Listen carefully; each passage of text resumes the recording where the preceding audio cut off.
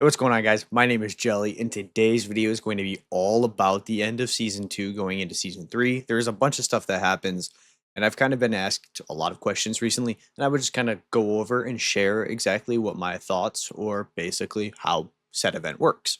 All right, so for the first thing that I've been getting asked about quite often is actually going to be server transfers. Now, I've already been kind of in this page for over a week now, but let's go over what the first week of transfers looks like, and that's going to be prep day. Now, essentially what prep day is it's a full week long, and that week is dedicated to figuring out who's going to be going where. You're having conversations, you're fielding offers, or you are offering to multiple different servers about who you are, what your power is, what level seat you are. As you can see down here at the very bottom of my screen, I am a blue chair. So I would be a tier 3 player.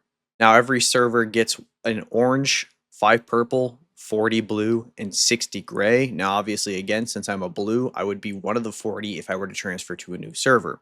Now, there are a couple of caveats to this. Firstly, you cannot be a server president or an R5 of an active alliance. You cannot do that. You have to step down from that role if you wanted to transfer to a different server.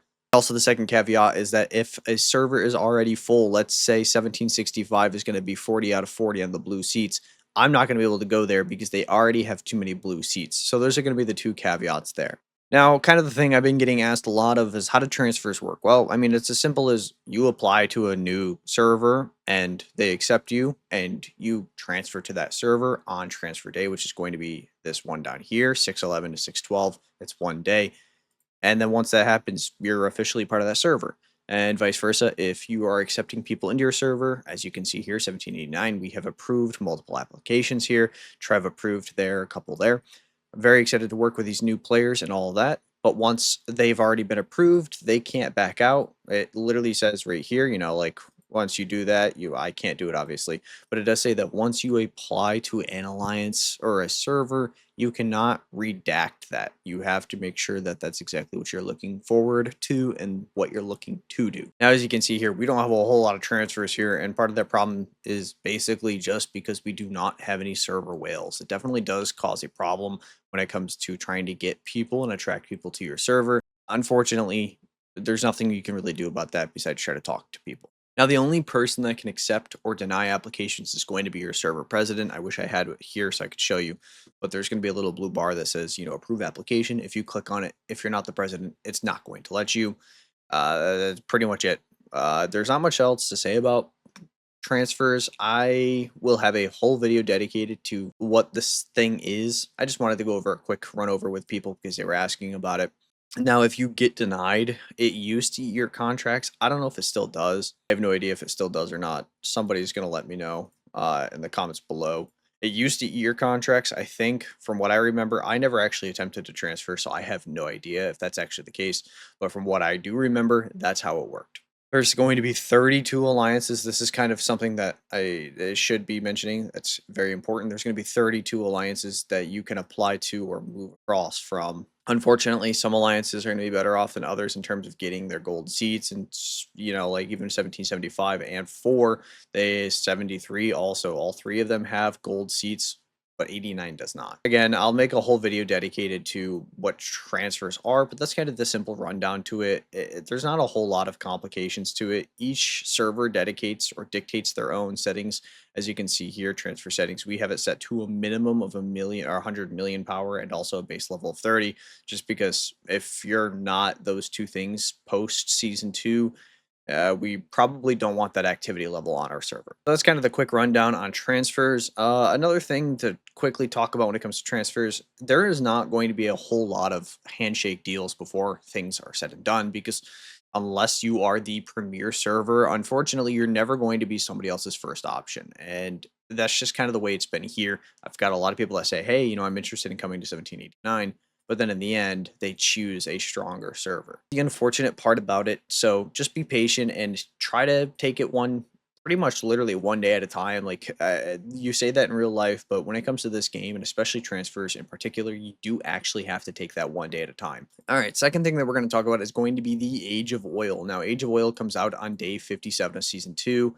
right over here. As you can see, there's a bunch of increases such as Zombie Siege, General Trial, Tempest Beast, but the Age of Oil is going to be the big one here. Now, a quick rundown of what Age of Oil is. The second that you do this tech over here in your tech tree, you're going to notice that, the second that reset comes around, you're going to notice that you have this new tech all the way down here called the Age of Oil.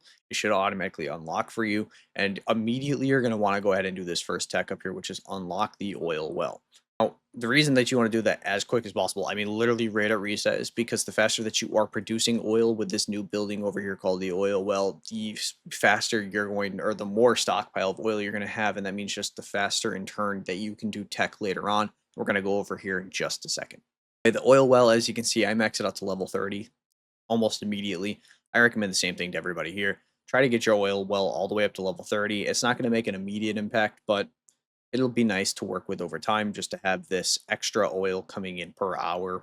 It does make a small difference. Now, as you can see, there's one thing that we're kind of hinting at here, which is level 31 headquarters, but we'll go over that in just a second. As I said, you're just going to want to unlock that oil well all the way up to level 30, max it out, get it ready, and now we're going to try to jump straight into the oil well tech, or the Age of Oil tech.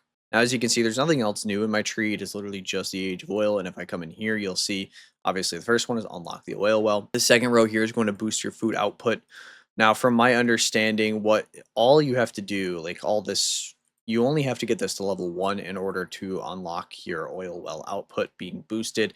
And then once those are up to level 1, you should be able to just max this out completely. I can't remember. I haven't done Age of Oil in so long, and everything has changed. So a lot of this is just kind of speculation. Obviously, there are some techs that are going to be better than others, such as boosting your oil well output is going to be a huge one. Getting a third tech center is going to be absolutely huge. Again, boosting your oil well output, yet again, huge. Getting the extra oil wells, fantastic. There's a lot that goes with this. Unlock your own parts workshop, fantastic. I love this tech tree, and I think that this tech tree as a whole, it just overall is really good because there's so much that kind of goes unnoticed here, such as the emergency capacity and also the hospital capacity. Too many people forget about that. And obviously, just faster construction and faster research. I think that this entire tree is a W here. It does take quite a bit of resources the further down you go. And then obviously the big one all the way down at the end of the tree, this is going to be the grail that people are chasing, and that is going to be base level cap raised to 35. If you didn't know, they ended up increasing the HQ to 35 due to stagnation. So now once Age of Oil drops, you have the ability to get all the way through to the bottom of this tree to do this tech. And then from there, you can obviously go ahead and upgrade your headquarters. Now, as you can see, it does take oil and it does take normal resources. The normal resources are not going to probably be a problem for the average player. It is going to be the oil. The oil really early on is incredibly hard to get. And even kind of as time goes on, it's still relatively hard to get because a lot of what it is, it used to be behind a paywall. You can still pay for oil. You can still buy oil.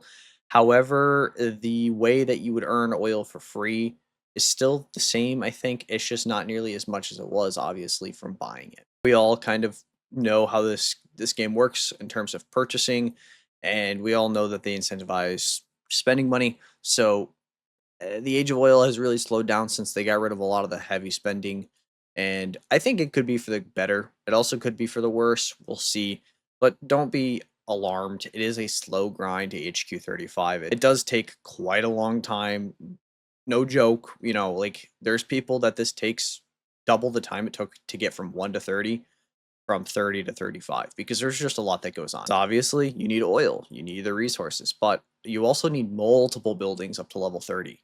And then once you get to 31, there's 4 buildings that you need to get to level 31. And once you get to 32, there's 5. And it's just a trickle down effect. So ultimately, it's a very, very slow and long, grueling process to get to HQ 35. I don't have much else to say. I mean, obviously, you want to try to get to HQ 35. But in this part of the game, there's no point in really rushing because the only people that are going to get to 35 quick enough are going to be mega whales. There's not going to be anybody else that's even close. You could be a medium spender, you know what I mean? Like if I look at my server and I can sit here and tell you, my pickle and Miyu, they're strong players. They're considered whales by some compared to the Radiant account or the Mayor account. They're not going to get to HQ 35 within 2 to 3 months of the mega whales getting there. Important as it is to get to HQ 35, rushing your way all the way through to the end, I don't necessarily think is the idealistic choice. Obviously, if you want to get to 35, don't make it your life mission. Also, even if you were trying to rush to HQ 35, there is no way you're going to get there within uh, 4 months, unless again you are a mega whale, just due to the sheer amount of speed up that it's going to take. I mean, for me, it's going to take 53 days just to do my HQ. And then once I get down here to my tech center and I have to upgrade this, it's 46 days. So now we're looking at 100 days just in 2 upgrades alone. And I have to do this, for 150 buildings or whatever the case may be. I think it's got to do this for 3, 4, 5. Yeah, so we're looking at about 30 upgrades, give or take. Roughly each is going to be on average 70 to 80 days, maybe even more, depending on the higher level you get to. So yeah, you're looking at probably 4 to 500 days worth of speed up that you're going to need, not including the billions and billions of resources you're going to need, oil that you're going to need, the tech that you need to get through. There's just so much. It's very overwhelming, and unfortunately, I know I'm not the only one that says this. Age of Oil is just a headache. I feel like I like it because it gives players to look forward to doing something more. But fortunately, for the average player, Age of Oil is kind of a hindrance because it just puts them behind the curve even more. And even for the spenders, I'll sit here and tell you this: even for the people that are spending, I know that there's people that spend hundreds a week. And for those players, even they are going to kind of be behind the curve a little bit because they just cannot keep up with the mega whales. Unless you're putting all of your money into the weekly deal of oil, which obviously we don't have yet, but unless you're going to be putting all of your money into the weekly deal of oil, which is $100 a week you can buy worth, ultimately that $100 in oil versus $100 in somewhere else is not necessarily a good idea, a good investment, because $100 a week, it's still going to take you probably 16 to 17 weeks just to get to, I don't even, HQ 32 maybe. That's $1,600, $1,700. That's $2,000 down the drain just in oil. To each their own. I don't really care. I think if you're a whale, you should buy it because you're a whale, right? But yeah, I wanted to share my thoughts on that before we move forward. One more thing, well, actually, a couple more things really quickly. If you click over here on your events tab, you'll notice that there's an oil well. And if you click on this, it's going to have a bunch of things for that you and your server should be reaching. There's going to be fuel goals over the next few weeks. It is nice to have radar tasks and also other stuff that you can earn oil through. And then also down here, when you get to day 57, you're going to be able to unlock more of your base around using the base expansion. I'm not really interested in it at the moment, but you will be able to unlock more around your base, and that's going to get you more oil. There's just a bunch of things that you can do as this time comes around. Small things that you can do. Secret tasks will have oil attached to them here relatively soon, all that type of stuff. So that's going to be the post season 2 update. Not a whole lot going on. I just really wanted to sit there and share my thoughts about certain aspects such as transfers and Age of Oil. I don't really like either. If you haven't been able to tell, I don't really like what either does to the game, and I don't like what it does to servers. I don't like what it does to players. I want to hear your guys' thoughts. If you think that this is a great thing, if you like this, let me know in the comments below. Obviously, this is all opinionated, and I'm not saying you're wrong if you like it. I think everybody should have something that they like about the game. Without further ado, that's going to be it from me. I do appreciate you guys checking in. Make sure that you're subscribing to the channel and check out one of the other videos that I have here. Thank you all so much. Peace out.